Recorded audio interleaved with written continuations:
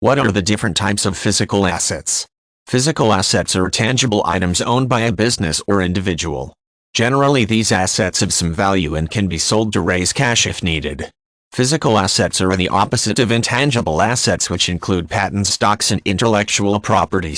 Businesses track these assets on the company balance sheet, which is used to help managers and investors determine the value of the business.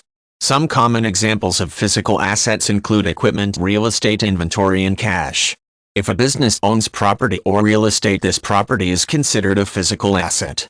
This may include the land where the company's headquarters building is located, as well as land used for warehouses, manufacturing, and retail locations.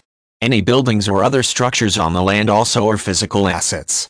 The materials and fixtures within the building, such as lights, doors, hardware, and cooling units, can also be sold for cash and thus serve as a physical asset. Companies involved in mining, drilling, or logging may have significant physical assets in the form of land, including the timber or natural resources found on the property. Any equipment used in the business can also be sold for cash and thus represents a physical asset. This includes trucks and company vehicles, as well as desks, office furniture, and supplies. In a manufacturing or industrial firm, equipment and tools may have significant value, particularly in large or relatively new facilities. Other equipment includes janitorial supplies, company computers, printers, fax machines, and even telephone systems. Physical assets also include unsold inventory in both a finished and unfinished state.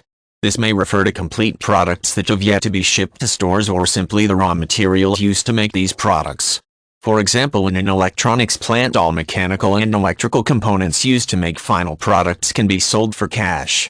The same is true of finished electronics, such as televisions or computers that have not yet been shipped to retailers. Even raw materials and supplies that have been paid for but have not yet arrived may be considered a physical asset.